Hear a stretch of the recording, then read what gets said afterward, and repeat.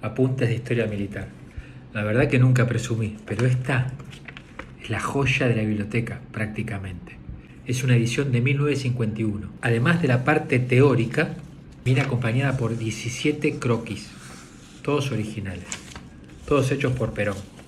Perón en 1934 era mayor y era profesor de la Escuela Superior de Guerra.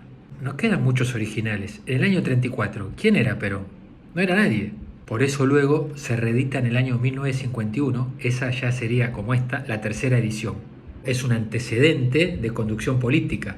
Entonces lo importante de ir leyendo a Perón, de leerlo cronológicamente, de ir de atrás para adelante, es comprender a Perón. Estos croquis no tienen desperdicio. Puño y letra de Perón. ¿Podemos hacer un paralelismo con conducción política? Bueno, en realidad lo que sucede es que en Apuntes de Historia Militar, Perón lo escribe durante su carrera militar. Y conducción política, él lo escribe y lo desarrolla siendo un líder político.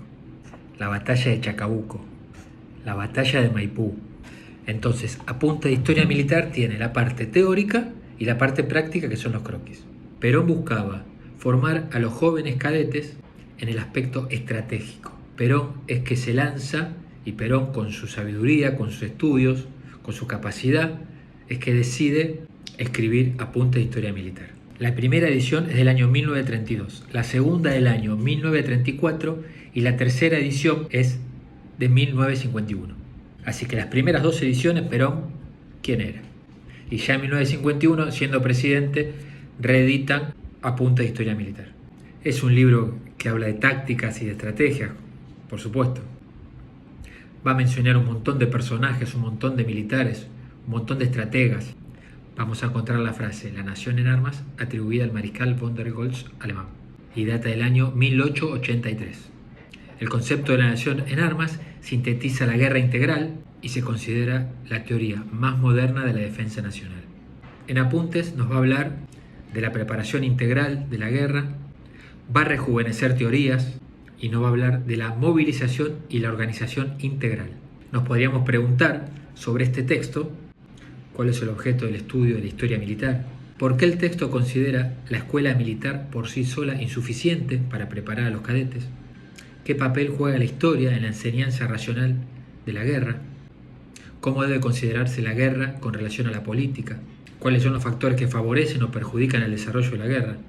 ¿Cuál es la diferencia entre los objetivos políticos y los objetivos de guerra? ¿Qué papel cumple la diplomacia en la preparación para la guerra? ¿Cuáles son las partes que componen el plan de guerra? ¿Cómo influye el terreno en las operaciones militares, ¿no? En el teatro de la guerra? La formación de líderes militares efectivos, con conocimiento. Es un libro de conducción, incluso es un libro de filosofía, si se quiere, porque reflexiona sobre la naturaleza de la guerra. Se utiliza para reflexionar, para pensar. ¿Y por qué no un libro de moral? Porque Perón destaca las cualidades morales en los líderes militares.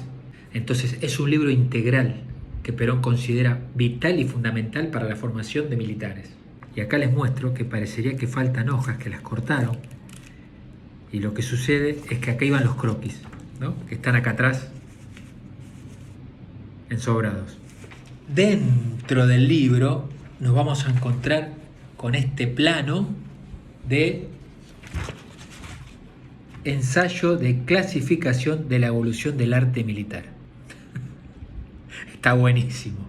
Por supuesto, como ya van a ver los comentarios, en este libro Perón le enseña a Mussolini, le enseña a Hitler, le enseña a Franco. Incluso antes de ser Perón, ya le estaba enseñando al nazismo, al fascismo y al falangismo cómo había que obrar.